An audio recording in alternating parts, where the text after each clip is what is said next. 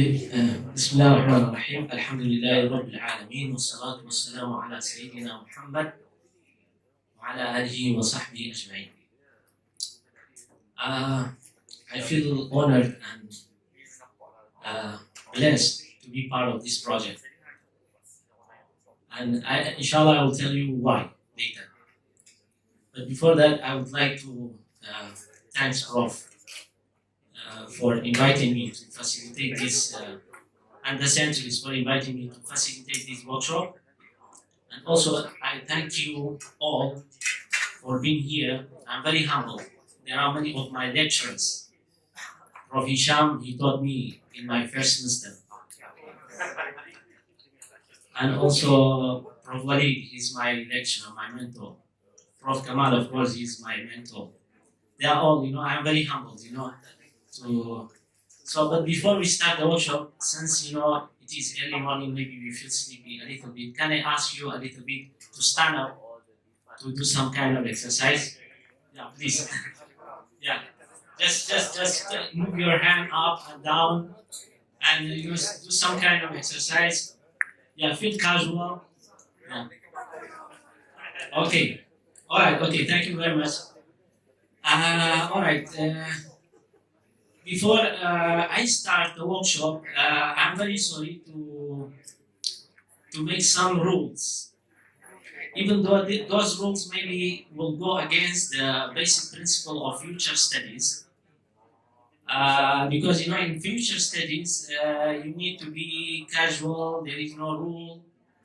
But in the context of our vision and the workshop, I made some rules. This is for the benefit, so that we can come up with a very good result by the end of the day.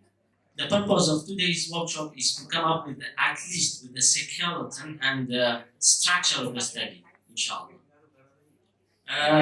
So those rules, let me just one by one I go through it. This is the first rule. Already Prof. Kamal, of course, mentioned this one.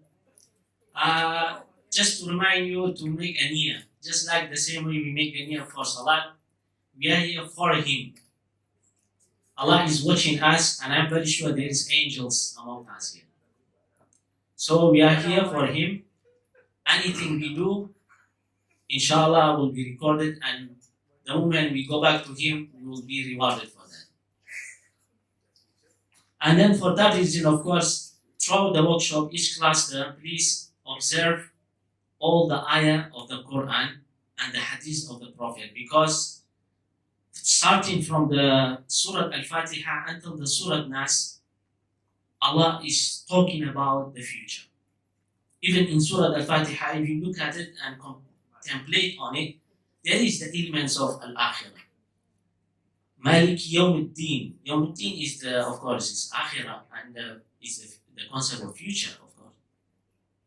There are some verses, of course, I will just go through it. You don't have to, I don't explain, just, you see, in this verse, Allah says, وَنُرِيدُ أَن نَمُنَّ عَلَى الَّذِينَ اسْتُضْعِفُوا فِي الْأَرْضِ وَنَجْعَلَهُمْ أَئِمَّةً وَنَجْعَلَهُمْ وَارِثِينَ. This is in the context of, in Surah Qasas, in the when the Prophet, when Allah revealed to the mother of Prophet Musa to put him in the river, so that, and then Allah mentions this one.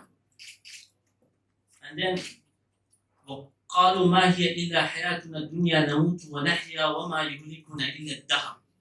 The concept of dahr, the time, is very important. And then, هَلْ أَتَى عَلَى الْإِنسَانِ حِينٌ مِّنَ الدَّهْرِ لَمْ يَكُنْ شَيْئًا مَذْكُورًا. Before 100 years, we were nothing. After 100 years, we will be nothing. Nothing remain, only our good deeds. And then, وَالْعَصْرِ إِنَّ الْإِنسَانَ لَفِي خُسْرٍ. Is really a very waking up call, وَإِذَا تُتْلَى عَلَيْهِمْ آيَاتُنَا بَيِّنَاتٍ مَا كَانَ حُجَّتَهُمْ إِلَّا أَنْ قَالُوا ائْتُوا بِآبَائِنَا إِن كُنتُمْ صَادِقِينَ. This is also the elements of future, is that ما أصاب من مصيبة في الأرض ولا في أنفسكم إلا في كتاب من قبل أن نبرأها إِنَّ ذَلِكَ عَلَى اللَّهِ يَسِيرٌ. Everything is very easy on Allah. Kun fayakun. And then there is a hadith of the Prophet, and the scholar says that the person, this is not has to be the person, we should not take it literally, can be an organization. So inshallah, I believe that we are this group. إِنَّ اللَّهَ يَبْعَثُ عَلَى كُلِّ مِئَةِ سَنَةٍ. And now is the right time. We will be inshallah that group to bring the change. Alright, and then إِنَّ أَوْلِيَاءَ اللَّهِ لَا خَوْفٌ عَلَيْهِمْ وَلَا هُمْ يَحْزَنُونَ الَّذِينَ آمَنُوا وَكَانُوا يَتَّقُونَ لَهُمُ الْبُشْرَى فِي الْحَيَاةِ الدُّنْيَا. It's not only آخرة. في الحياة الدنيا, you will be harvesting, you will be getting the reward, inshallah. Okay, the second rule. In order for this to work, after, of course, those verses, of course, there are many verses. You can bring it during the workshop. Each cluster, please. It's true that we have many clusters. Let's say, for example, we have Islamic entertainment, we have technology, we have Islamic unity. Please look at it from a broader perspective. So we have something called STEEP. We should follow, this stands for society, technology, environment, economic, and politics. This is all are very important to look at it. So we should not be working in silo. We should take into consideration, so it is a kind of multidisciplinary study for each cluster. So when you work on, let's say, Islamic entertainment, you have to look at the politics, how politics work, and what is the environment, what is the society, how the society, what are the trends. All these things you have to be aware of it. This is the third rule.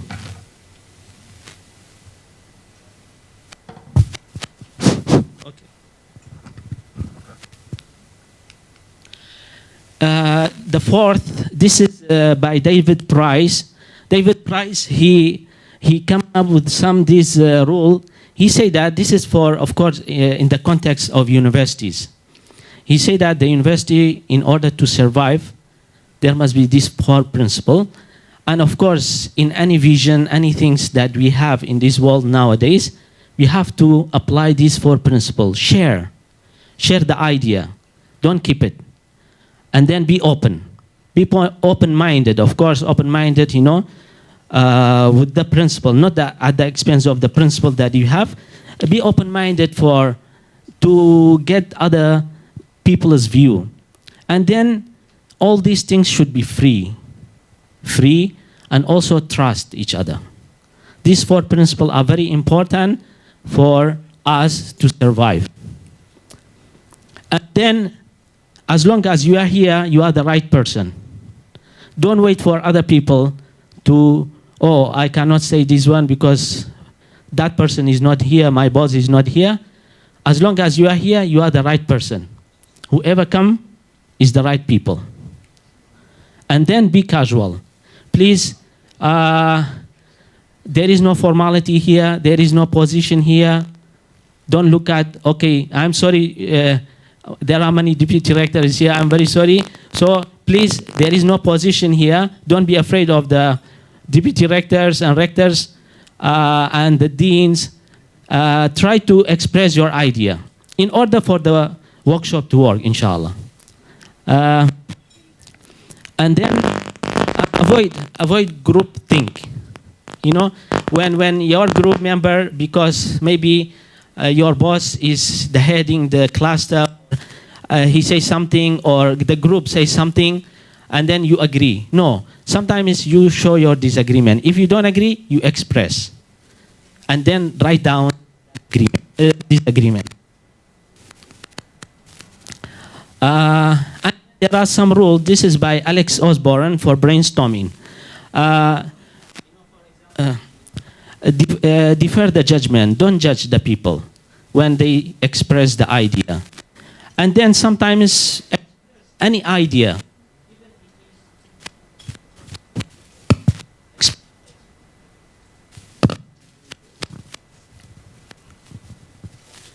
Okay, express any idea, however it is. You know, just don't limit yourself, and even it is ridiculous or it is provocative, try to express, and then other group member, please don't judge. Okay, later we will ask him why he says so. Okay, and then think user-centric. This is very important. So anything we do, we try to be, we are here to serve the humanity, to serve the people. So this is the ultimate aim. So this is I got from Alex Osborne when he talks about how we can have a effective brainstorming. And then, okay. Of course, there are other rules. Please, if you feel boring or if you want to interrupt me, or please do so. If you want to ask me questions, please do so, because this is a very casual workshop. Inshallah, by the end of the day, we will come up with something. That's the whole aim of the workshop. So this is the outline of my presentation. I will be explaining to you what is this future studies is and what is not, okay? Because there are a lot of misconception about these future studies. So I will try to explain these two, and then I will give you, of course, there are thousands of literatures. I will just bring some literature. Just I snapped the photos of the book. I have the books. If you want to come to my office, I can lend it to you. And then after that, I will talk about some foundational concepts. These foundational concepts, most of the futurists talks about, but Suhail Inayatullah have what you call put it in a proper format. And then we have 6 pillars of future studies, methodologies, then conclusions. So, but remember that these future studies, there are 2 parts. There are ideological part, there are methodological part. We have nothing to do with this ideological part, because when you look at them, most of them they talks about, you know, evolutionary kind of theories. It is based on a Darwinist approach, you know. But in terms of the tool and methodology, this is what, inshallah, we bring some of those tools. I believe that it can help us to come up with this, inshallah, vision. We have already the vision. We have the ideological framework, as explained by Prof. And then later, based on that, how we can use those tools for our study.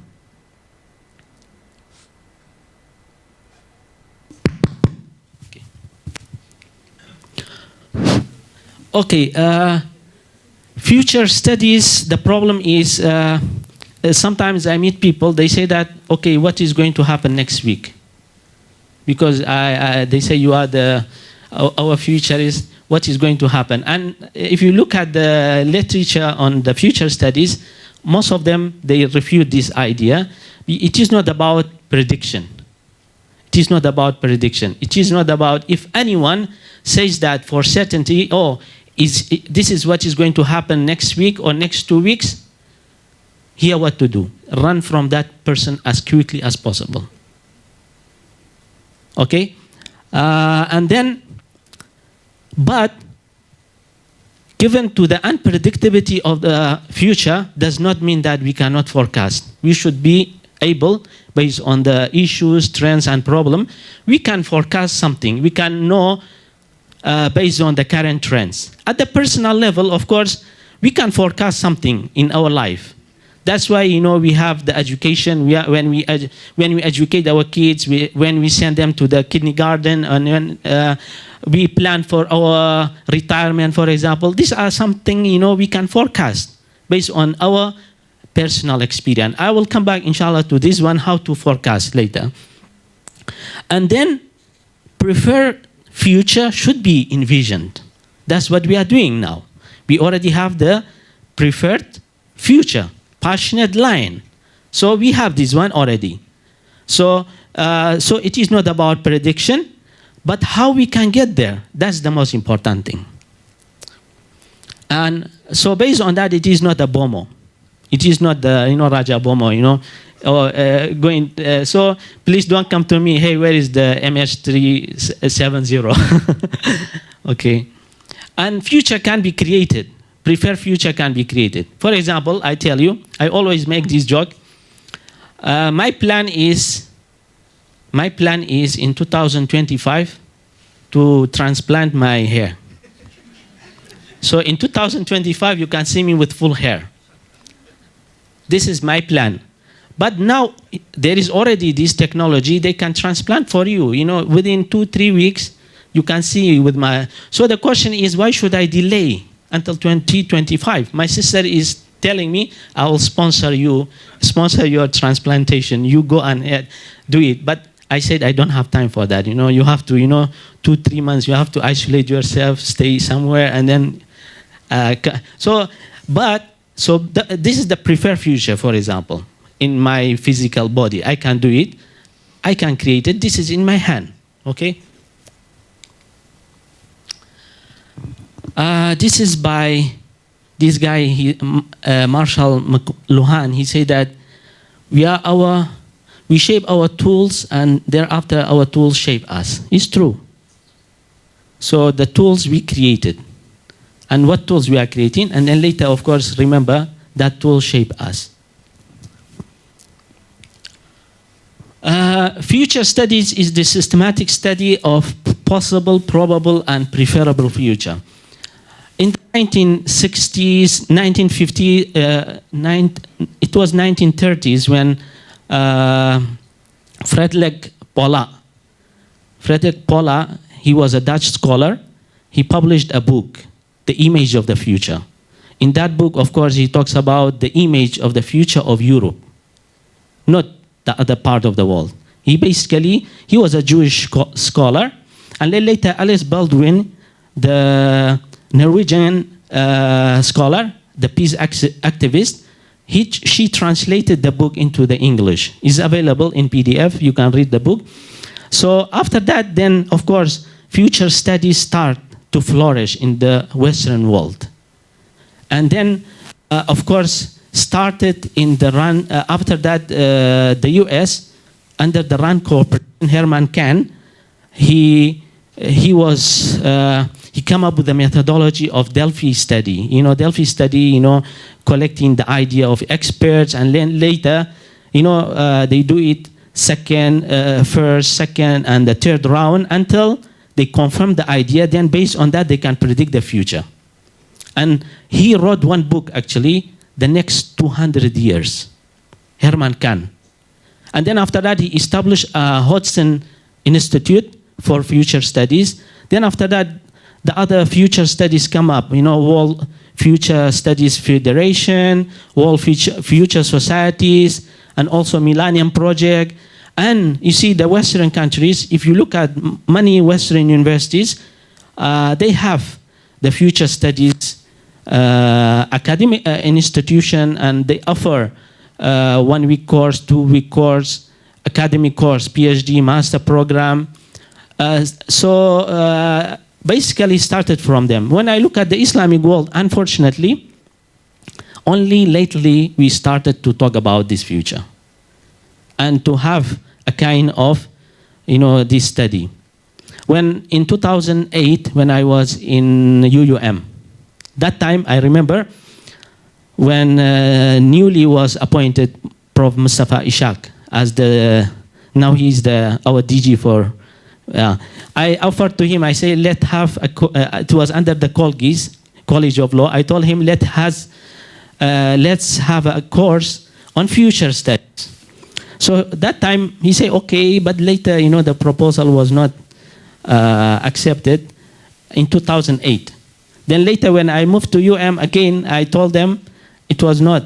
But alhamdulillah, after I come to here, I offer the proposal Prof. Shukran, straight away he adopted the idea. He said, okay, let's have a unit first, and then inshallah, our aim is to have a center at the university level. But if you look at the Islamic world, there are some centers. They call it strategic planning center, and also in Iran they have, under the University of Imam Khomeini, future studies. It is at the College of Engineering. But it seems that one guy, he studied in US, he was influenced by these future studies, and then he went back to Iran, he established the center. After that, the center dead, you know. There is no much activities. Because this future study is a belief, is a journey. That's why we have to infect as much as people we can to these future studies, so that, you know, everybody talk about the future. We have to teach our kids how to think about the future. It is not about only one workshop, 2 workshops, 3 workshops. We have to talk. And then this vision we have, 2007, if let's say by December we come up with a draft, doesn't mean that this is the end of the world. No, the end of the project. No, we have to revisit our tools. We have to revisit our strategy. Okay, this doesn't work. Let's go back this one. We have to have more workshop, more work. That's why it's very heavy. But of course, this is how we can create the future. This is how the Western world doing it. That's why they are the leader now. And in fact, the Prophet, when he came, sallallahu alaihi wasallam, he spent 13 years in Mecca, 10 years in Medina. He was doing the same thing. Within 23 years, he was able to establish a very good civilization in the Arabian desert. This is how he was doing. He was always revisiting the strategy, the things, because it requires a lot of thinking, a lot of work. And that's how, because Jannah, paradise, is very expensive. Not everybody can enter. And I remember one scholar, he said that you cannot enter paradise unless you establish a paradise on earth. The paradise in the same paradise that we have in the heaven. Because there are many characteristics of that paradise. وَنَزَعْنَا مَا فِي قُلُوبِهِم مِّنْ غِلٍّ إِخْوَانًا عَلَى سُرُرٍ مُتَقَابِلٍ. So we have to, you know, clean up our hearts. We have to be the true Muslim. This is the first way to establish paradise. The material things will come in later. Okay. And you can see most of these organizations in the West, even at the country level, national level, personal level, they are actually now using these future studies as a tool to create the future that they want. But overall, if you look at it, if you look at the future studies, those future studies fall under these categories. So some of them are actually predictive by nature. So they look at the emerging issues. Some of them, they look at the image of the future. They look at the age cohort. Like, for example, they look at the young people, how they view the future. Then based on that, they can predict the future. Okay, this is the image of the future of the country. Now, if you want to know how the Malaysia look like in the 2050, you just make a survey among young people, how the young people think about Malaysia. What is their worldview? What they are doing? And then based on that, then you can predict. There are studies actually being done on that. Then based on that, you can say, oh, Malaysia, this is how it is going. Because those young people is going to rule by next 20 to 30 years from now. And then we have causal layer analysis. This is the Suhail Inayatullah's approach. This is more looking at the deeper level. He wants, what he called the methodology is, his problem is you have to question everything, even the worldview. That's where we are in a disagreement. We have a vision, we don't question our vision. We don't question, for example, but according to him, you have to question. Because he believes that some certain system is there, is for the benefit of some people. And they keep it and they try to justify it by religious texts, by bringing verses of the Quran. Okay, this is from the Quran, say like this, but it's actually is a small circle are benefiting from the system.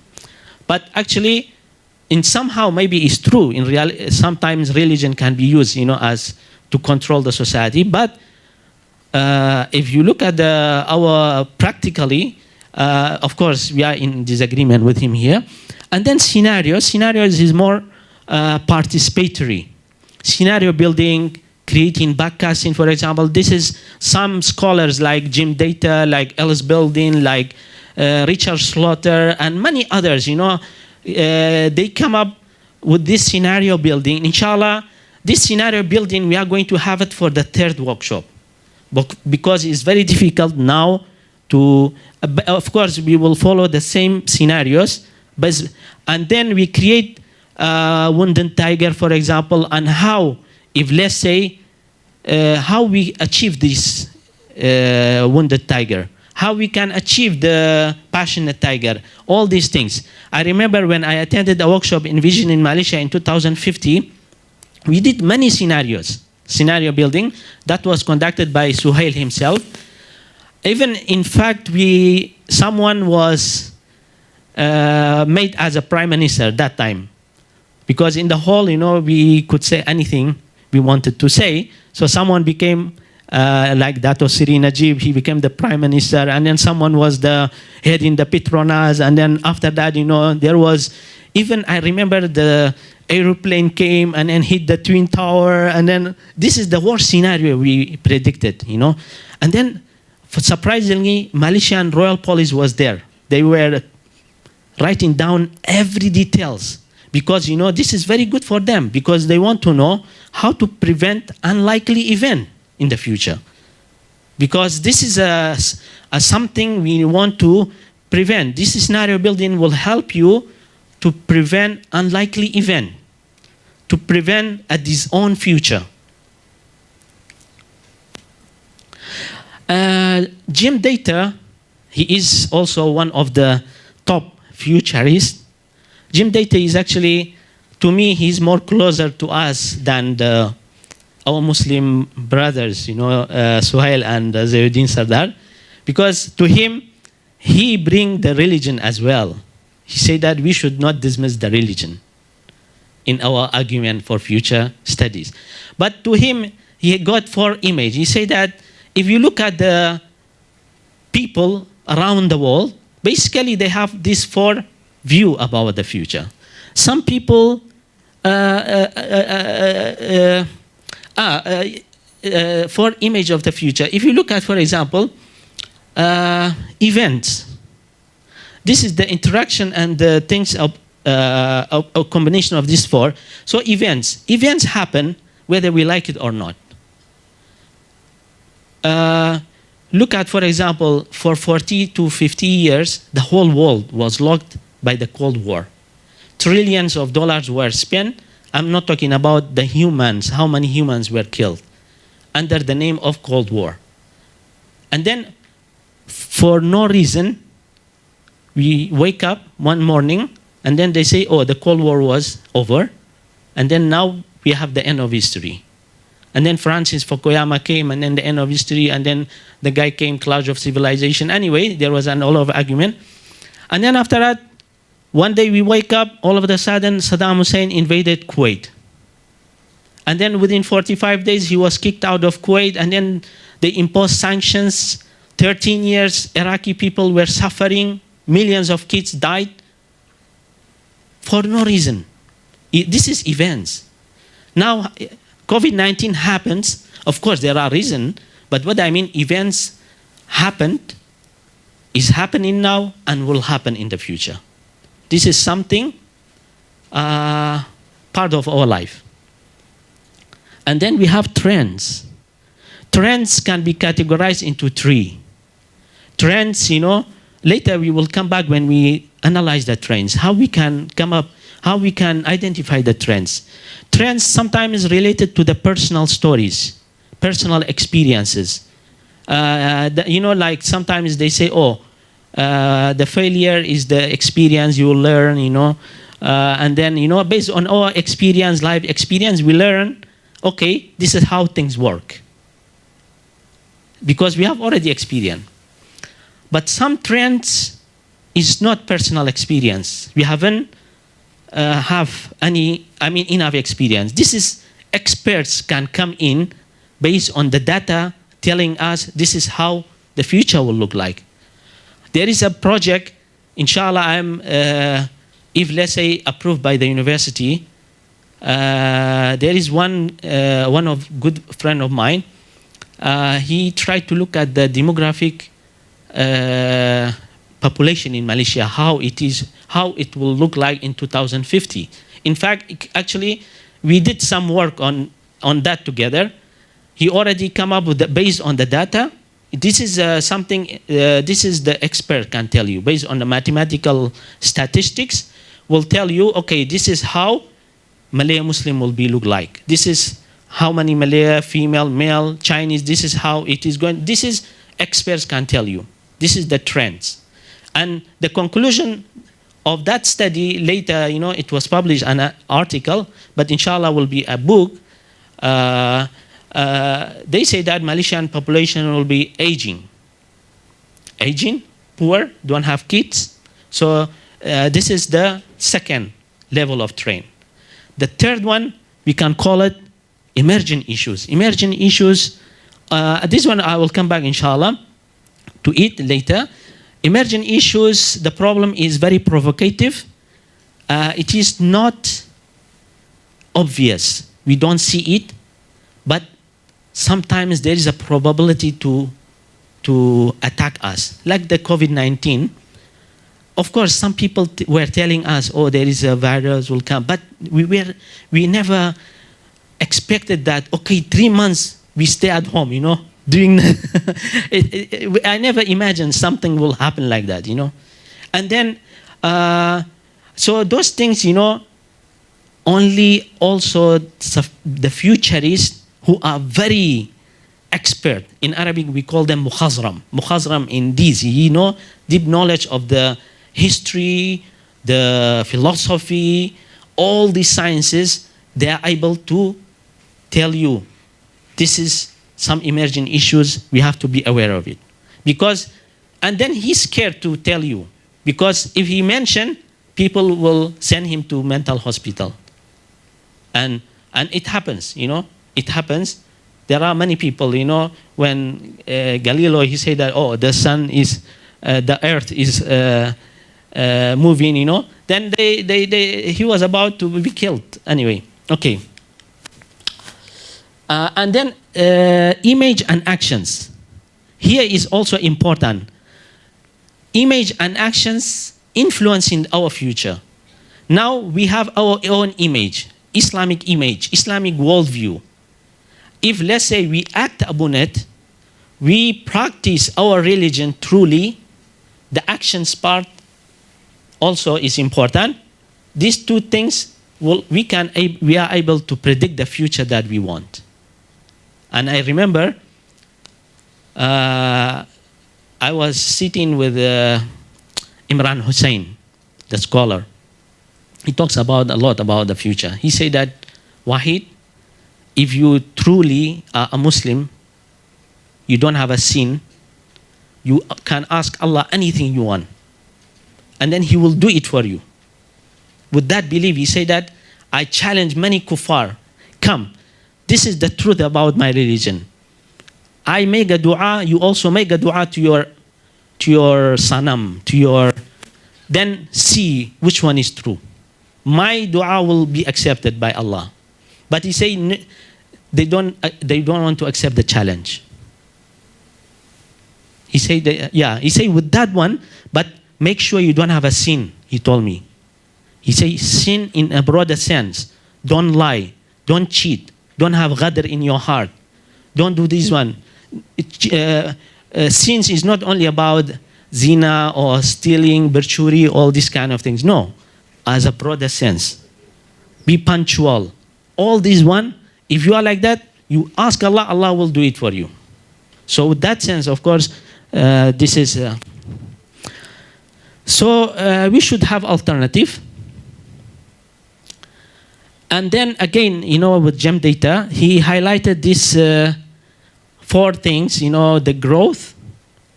This is the growth started at the industrial revolution. You know, when the agriculture was abandoned and then the urbanization started, the city things, and then people moved, and then they bring them into the factories, all these things at the name of growth and development. And then they started to explore the resources, the natural resources, and then for that, they exploit other nations, colonization started, all these things at the name of growth. And then later, of course, some people cry. They say, wait a minute, growth is not only about material things. We are heading towards collapse. And then actually, if you look at all of us, we have this type of views, you know, collapse. We are heading towards collapse if we are not be careful. If you are not reversing and then bringing about another dimension for development, human happiness, for example, and the other things. And then some people, of course, they say, okay, in order to stop collapse, let's have a discipline. Discipline ourselves voluntarily. That's why, you know, like UIA, we don't use this anymore, this mineral water. It's a kind of discipline. But whether this discipline will work or not, this is something else. Because we are not the one who pollute the environment.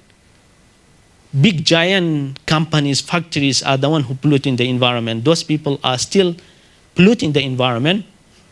But we are here, you know. Of course, it doesn't mean, you know, I'm not against this one. We should do that, you know, at the personal level, everybody should feel كلكم راع وكلكم مسؤول عن رعيته. But also we have to look at in a broader picture. And then transformation. Some people say that, oh, technology is going to reverse all this collapse, and then we can solve our environment problem. Technology is, you know, like we can have the chips inserted in your body, preventing any kind of sickness. We are going to live for 1,000 years. And in fact, if you look at Quran mentioning this one, Allah says, Kuffar, they try to live 1,000 years. So what? Even if they make 1,000 years, still they are going to die. Quran didn't deny that this kind of achievement. They can live for, like this guy, Yuval Noah Harari in Homo Deus, he said that 1,000 years human being is going to live. In 2100, 2100, people can live for 1,000 years. And Quran mentioned this one actually. Not just, we should not, as a Muslim, we should not just observe, we have to change. You see the Sweden, they have created the Ministry of Future. Actually, they do the same exercise now we are doing. They are revisiting their strategy, they are revisiting their plan, they are doing many kind of, that's why in Sweden, if you compare Sweden to Malaysia, look at Malaysia and Sweden. Which one is more richer than Malaysia? Of course, richer in terms of many things, in terms of humans, in terms of natural resources, in terms of everything. But economically, the problem is, you see how they are ahead of us. Which one is more richer, Iraq or Sweden? Iraq, of course, 1,000 times is better than, richer than the Sweden. In Iraq, we just dig a little bit, the oil will come out. Yes, it happens, you know. Sometimes the oil is actually mixed with water, you know, the water. We open the pipe, oh, it smells of oil, you know. And then you see the Iraq, since the MCO started in my region, they don't pay the civil servant salary. They say, oh, we have no money. And the Sweden now, if you, your father, your what do you call, you are serving your father, they make it like a job. Okay. Just reminding your father or take the medication, diabetic medication, the government give you the money. Just because, as Prof mentioned just now, the German Chancellor is behaving that way. That's why they are ahead of us. So we have to transfer, you know. UAE, they created this one, but I don't know how. I haven't followed this one, the future of happiness. So basically, the future of happiness of their national. The other people are not happy, of course. And then this is this quote I got it from the 21st century lesson for the 21st century book written by Yuval Noah Harari. He's a Jewish scholar, atheist. He don't believe in anything. And by the way, he is a gay. I just found out because I bought this book. I didn't know. You know, when I read, he say dedicated to my husband. I say what? But anyway, الحكمة ضالة المؤمن أن وجدها فهو حق بها. I am not looking at this part. He said that if future of humanity is decided in your absence because you are too busy feeding and clothing your kids, you and they will not be exempt from the consequences. This is very unfair, but who said history is fair? And then he said that later don't come and complain why this is the case, why my country been colonized, why is like that, because you are not there. You are talking about, oh, I don't have time. I have many things to do. So that's why we have to bring this future thinking into our part of our activity, daily activity actually. This is from Suhail. He said our future is an asset, resource, and a narrative to be employed. It is a system of belief. And I agree with him. You have to actually talk about future and bring the element of akhirah. Our things we do for akhirah, of course. Before I came here today, I told Dr. Iyad, he came to my office, he said, let's go to the workshop. I say, have you made a niyyah now? He said, yeah, already. Of course, I make my niyyah. Oh Allah, I am going to that workshop for you. I want the reward not here. I want when I enter the grave. Yeah, I say like that. Okay. When we look at the future, when we look at the things, we have to look at from this, the things, you know, look at the elephant as a whole. I believe that we are here. We already had a plan, very nice things, but the next, I'm afraid we are, you know, there is no, I don't know whether there is stairs to go, I don't know. This is my future thinking, you know, I tell this story in many workshops. Started when I was, in 1992, I was 13 years old. I was in a refugee camp. And that time I was orphan, of course.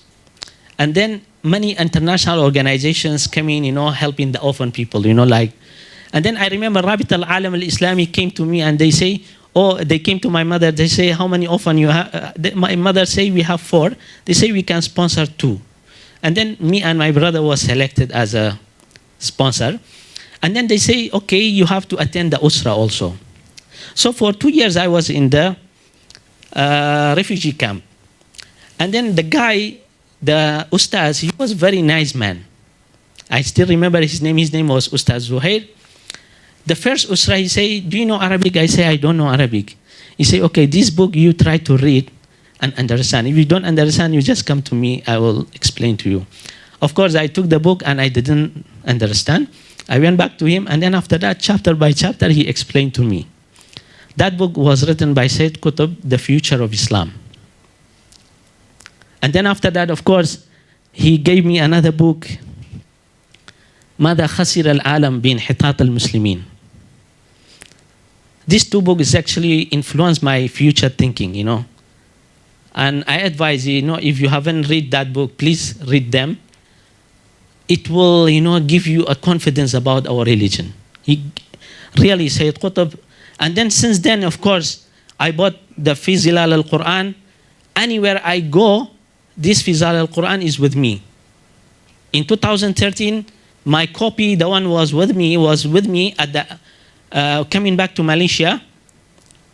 The guy told me, what the book is that, you know, at the international airport, Erbil International Airport. You see how the Muslim world become. The guy came and then checked, oh, this Fi Zilal, this is the terrorist book. Okay, sorry, I will take that book. We don't allow you to take. I say, I'm going to Malaysia, not, this book is no, sorry.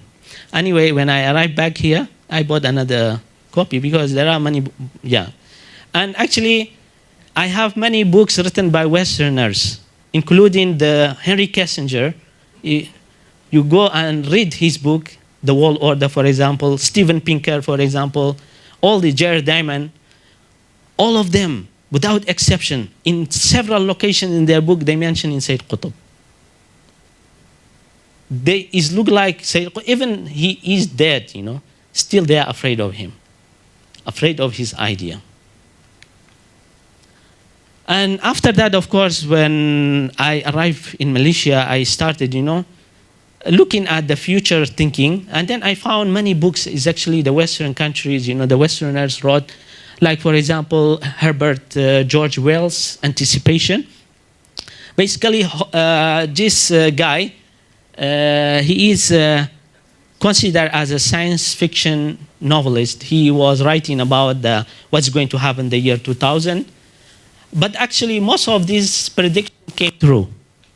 Because he talks about the transportation, the aerospace, for example. And then we have Alvin Toffler. Alvin Toffler is the top futurist also. The future shock. He said that, he talked about the recycling, for example. He said that in the year 2000, you don't repair the machine. Because repairing is more expensive than buying a new product. And Makio Kaku. Makio Kaku, his problem is, this book, The Vision, was written, what do you call, he basically talking about science. And then he don't talk about the society. Because he said that science is controlling the society, politics, everything in the future. Physics, basically. To him is physics. The God to him is physics. And actually, I wrote a review. I will send to publication, inshallah, soon. I criticize him. What do you call, the future is not only about science. We are the one who create the science, not other way around.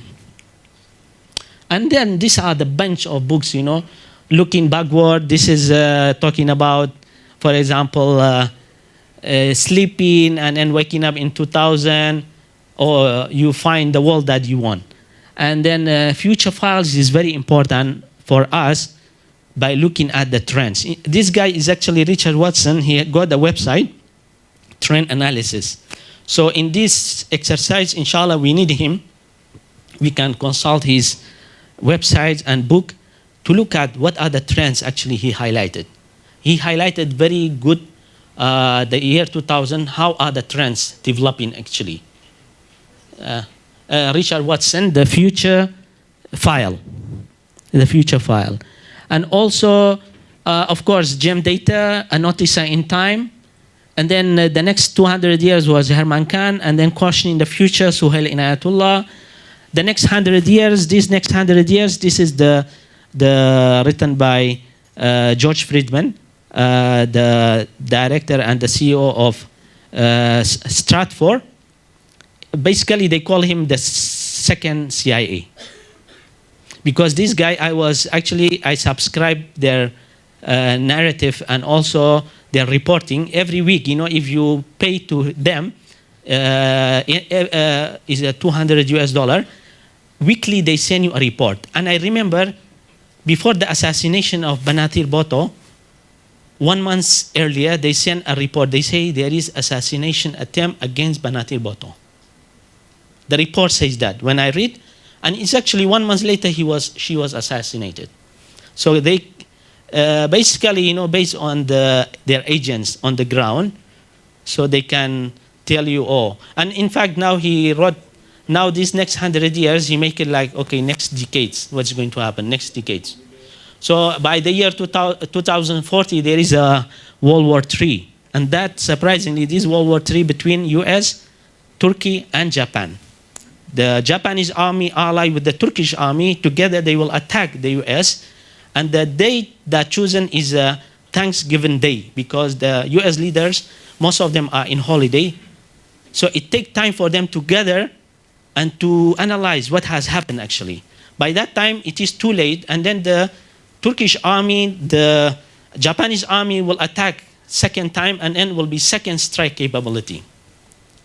So he mentioned about this war. This is a scenario, of course. This is forecasting. So these are some emerging issues. We as a Muslim, you should take it into, looking at very carefully. This guy, he claims that, okay, they have created artificial meat. No, we have to analyze how it will affect us as a Muslim. I'm afraid, later, if let's say internationally they make it cheaply available, okay, now no more zabah, no more slaughtering during our Hajj, no more this one. So how are you going to, because they are the one who created the future. We are not there. And then we cannot, we just accept. There will be some imams will come and then they will give some fatwa, okay, is okay. Just like today, they normalize the relationship with Israel. Okay, they bring some imams, okay, is okay now under the name of peace.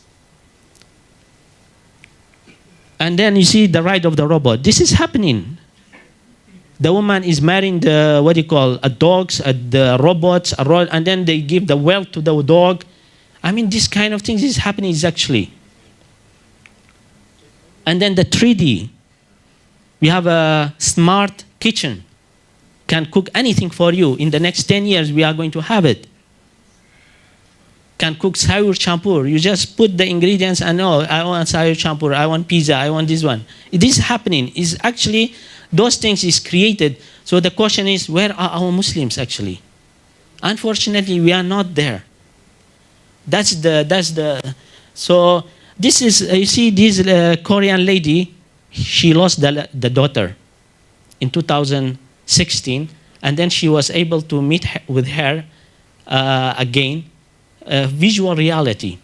And then I saw the video, the girl says, I miss you, mother, where have you been? Where, they talk. And then, I couldn't hold my tears, of course, but because I have a daughter. But, this is the reality. Now they are able to bring back, like in a visual reality, you give them some pictures of the deceased and the voices, and then you are able to talk to your deceased person.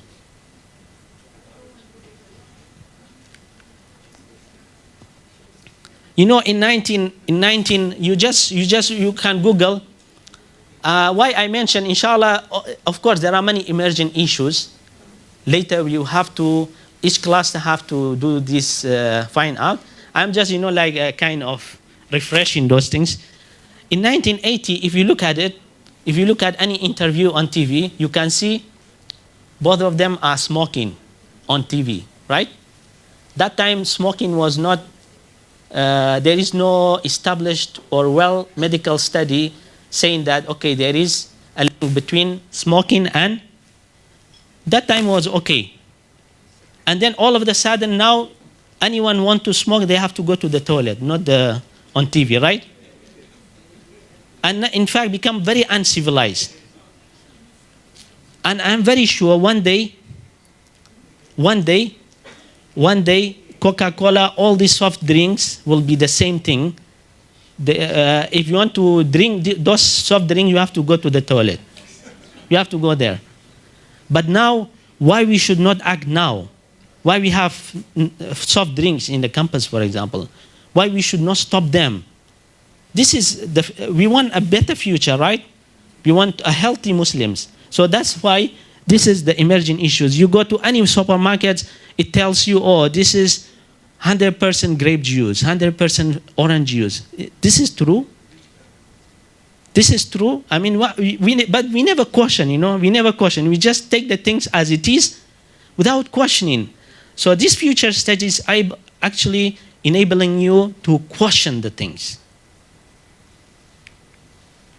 That's why the other day when I went to supermarket, Jack Grocer, there is a juice, 100% grape juice. And then when I look at it, is made in Selangor. I told the guy, can you please, this is Aishu 100% grape juice. He said, yeah, sir. I say, where is grape farm here in Malaysia? We have, but Malaysian weather is not suitable for grape farm. So why we have to have this kind of lie? Just because of the same, but in the name of growth, some people want to fill up their pocket. We have to stop this one, we have to be the role model for other country. And this is Boya Life also. They claims that they already cloned the horse, the donkeys. Now they are ready to clone the human being, and they are waiting. I don't know whether they started to clone the human being or not. We have many movies on that. And then this is published in Economist. They talk about those things. And then, of course, other than that, we have this one also. Previously in Malaysia, in the Utara, every 5 years we used to have the flood. But now every year, you know, people are afraid. 1 or 2 days the rain continue. Oh, last year I wanted to go to Kelantan to visit some of my friends. December was the ideal time for me to visit. They told me, don't go, because this is the time for flood. You will stuck there. But previously was not the case. Now it's happening. This is the, I'm afraid, you know, one day we wake up, there is a snow in Malaysia. In fact, actually, I dream of that. You know, one night in my dream, you know, I wake up, snow everywhere. I say, oh, alhamdulillah, there is a snow, you know. but actually, reality will happen. And this is the sign of the Yawm al-Qiyamah. The Prophet says that the Jazira al-Arabiya will be greenery, will be cold, the weather, you know, like the weather change.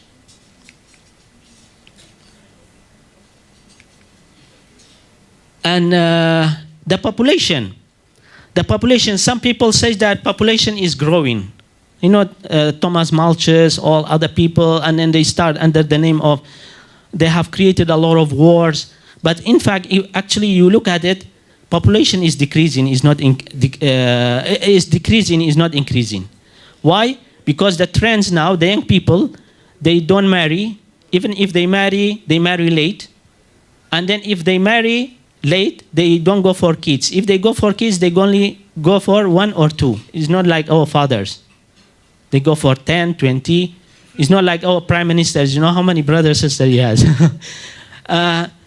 But now, so this is actually tells you a lot. So that's why the population is actually decreasing rather than, you know, why some people, despite all the argument, they say that, you know, the European, for example, they open the door to the migrants, the refugees, the Syrians, for example.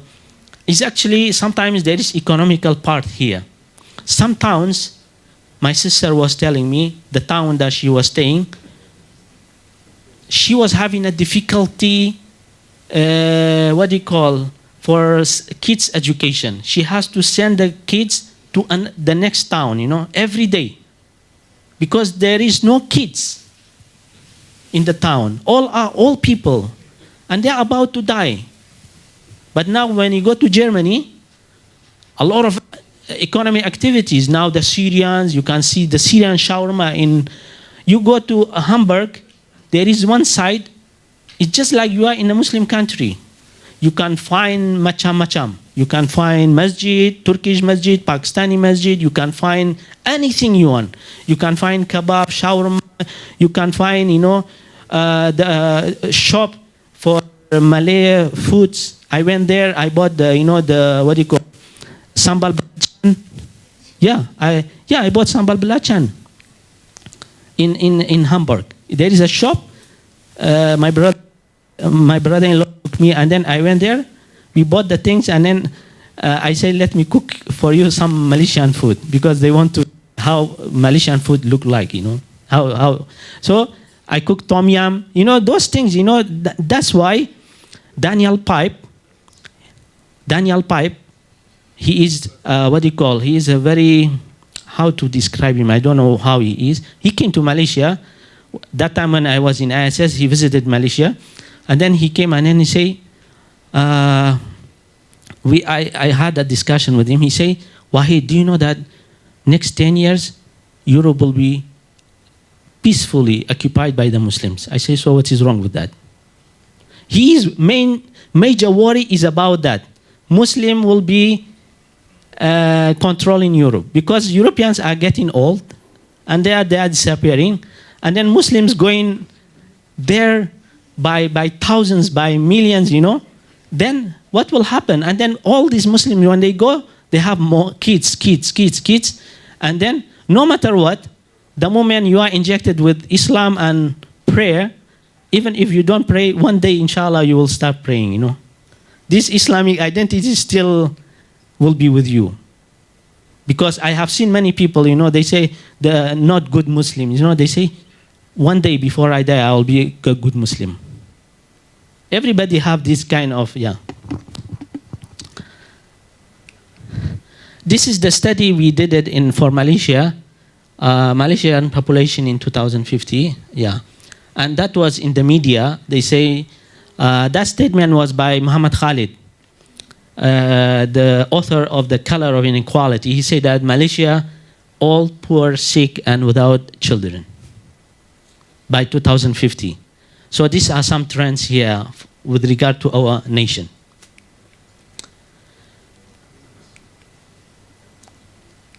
Okay, I skip all these things. Okay, now I'm in this foundational concept. When we think about the future, there are some foundational concept is very important. It's very important to be aware of it. One of them is the used future. We have to ask ourselves, when we create a future, is it we are borrowing the future from other people? Like, for example, we want to bring the development, is it based on the Western kind of model of future or not? And unfortunately, when we look at our Muslim countries, we are still trapped with this kind of used future. We try to become, you know, that's why we have more building, more highways, more malls, more. And then in the end, what happens? All of us, we will live in a mall. And in fact, actually now is happening. That's why now every condominium, the bower of the condominium, there is a mall. So that, you know, when you come down, there is a mall. And then when you go back, and then I'm afraid, you know, after that, they establish a bridge between the malls. But this is not the development that we wanted, is actually.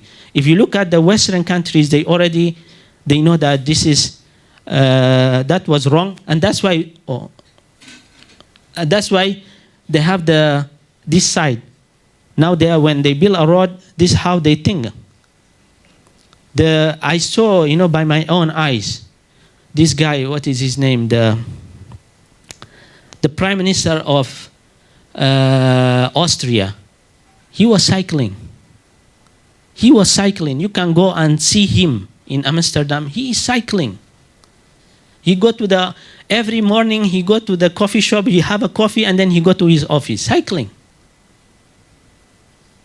In Iraq, when the Prime Minister go out, 1,000 car ahead of him, 1,000 car behind him. Because, you know, he's a zalim.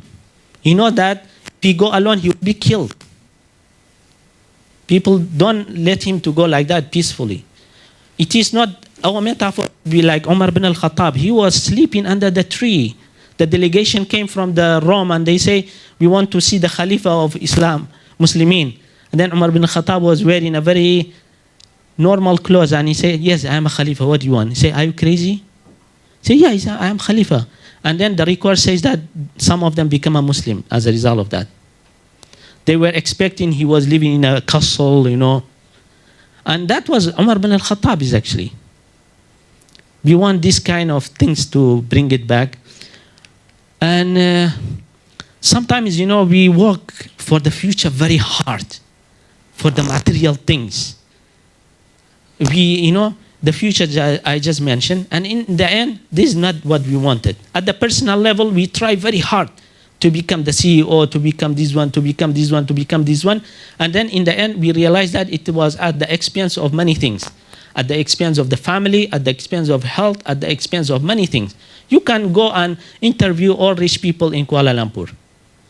Most of them, they don't sleep in their houses because they have a problem with their wife, with their kids. They prefer to sleep in the hotels. Yeah, I have a friend working was in Sime Derby. He told me, Wahid, all these houses in Bukit Jelutong, you know, most of the rich people are living there. He said that, you know, they have a family problem. They are my friend, I know. You can go and ask them, where is your husband? They say, oh, he's in a hotel. And then even the wife don't know which hotel is that. They prefer to sleep in the hotel because this is this own future. This is actually not the future they wanted. And that's why if you go to any park, you can see many old people, they start to jogging. You know? Because, you know, later in life they realize, oh, it was at the expense of their health. And then their kids doesn't listen to them. And same goes to the organization. Sometimes the organization, we are being forced of many things. Like the university, just like David Price he mentioned, I remember when he was invited by EPF, he said that the university nowadays are very obsessed with ranking. Okay, publish, scopus. In the end, what happens? Nobody read those articles. Nobody read Scopus article. He say, I challenge, I challenge you even even the reviewer doesn't read your article. As long as you pay the money to them, to publication. He say they don't read, they don't have the time. Who has the time to read 10 pages of your article? He say, me, myself, if they make me a review, I don't read your article. Let alone, you know. And then what happens? We have all these things. Okay, we are the 10 like this. In the end, what happens? This is not what we wanted. And then he mentioned, if these things continue, next to 10 years, goodbye to Malaysian universities. And I remember Tan Sri Ghaus was there, the former vice chancellor of UM. He said that, Alhamdulillah, that's why I left UM. Now I am in a safe hand in Sunway University because it is sponsored by Jeffrey Chair.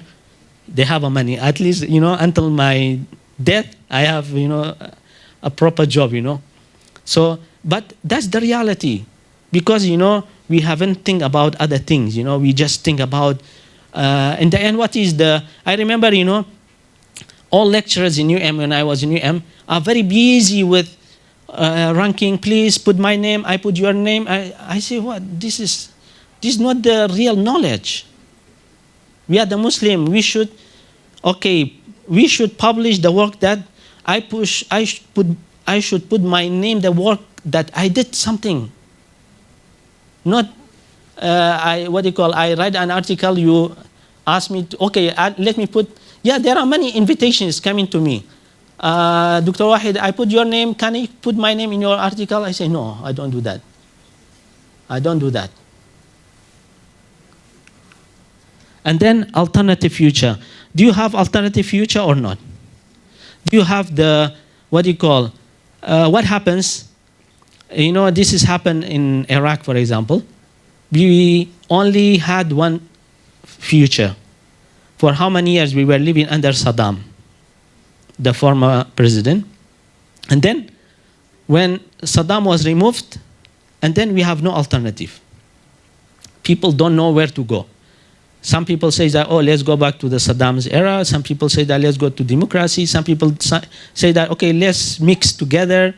Nobody knows. People are confused whether what is democracy, what is... So we have no alternative because we haven't trained ourselves to have, at the personal level as well, do you have alternative or not? And then, this is very important. This is very important, the alignment. Sometimes, you know, Prof, we have a mission, a vision. We have a very beautiful vision. Just now, Prof explained. We have already. The question is, organizationally, personally, and everyone, are we in the same line? Inner alignment and also outer alignment. Inner alignment, do we believe really in our heart we can achieve that future or not? And also our activity, our daily activities. Did we clean our heart, for example? Did we make our niyyah, for example? Sometimes, you know, the organization have a very beautiful vision, but what happens, their daily activities actually leading them towards somewhere else. So the vision is there. The vision is there just for show, to tell the world that, okay, we have a vision. Because everybody have a vision. and then it will lead you towards something else, actually. That's why in organization, you have to make sure everything, every unit, every institution, every people have the same kind of alignment. In the West, they have already created this kind of alignment. No matter who is in power, the system will force you to follow this vision and follow this future that they want. And then model of social change. Of course, do you believe that we can change something? Or you believe that, okay, we just leave it to qadar, predestination. And this is, some people believe in that. Some people say that, okay, just wait. I remember, when I was in Shah Alam, one night, a group of people knocked my door. And then they were, it seems that they are from Tabligh, Jama'at Tabligh. So they knocked my door. They say, oh, sorry, are you Muslim or non-Muslim? I say, I'm Muslim, alhamdulillah. And then they say, we are from this mosque. We just dropped by, and then we are sitting here for a while. Actually, we want you to think about the akhirah. We want you to come with us for a few days to, to make da'wah. And then we can, Then I told them, I am teaching, also I'm doing da'wah. They say, no, this is worldly affair. This is worldly affair. We need you to, get away from worldly affair. We want you to akhirah. I say, this is, you got the things wrong. Yeah, I told them, this is, you got the thing wrong. I'm doing da'wah. I'm going to the university. I don't have a time to come 3 days with you. And also, you have to wear some certain clothes. To me, this is not the, with all due respect to this one, this is not the way Islam works. Then I told them, then there was, of course, they came to my house, and then we sit together, and then we had a good argument. But what I mean, actually, we should not, Islam is actually broader things. It's a practical religion. Everything is fall under it. Everything is ibadah. And that's what Al-Qardawi says, what do you call, al-ibadah fil Islam. Model of social change, okay. The use of future. Do you believe that these tools of future studies can help us to create the future that we want? This is a very important question. And of course, personally, I believe that we can do it. We can do it. Despite all the pessimistic view out there, we should not be pessimistic. We should be optimistic because Allah is with us. Anything you want personally, ask Allah, Allah will do it for you. Anything organizationally we want, as long as we are sincere, Allah will be. Come on, Allah is the one who created us. Kun fayakun. Okay. I am done until here. This is basically summarizing the future studies. And of course, throughout the workshop today, and also the next workshop, inshallah, somewhere in October and also in November, we will be learning more about these future studies. For the time being, this is just, as in Malay, they say cukup, because it's getting boring, So let's have some kind of just 10 minutes, like a kind of having kind of refreshment. And then after that, we will start the real workshop, inshallah. Jazakumullahu khairan.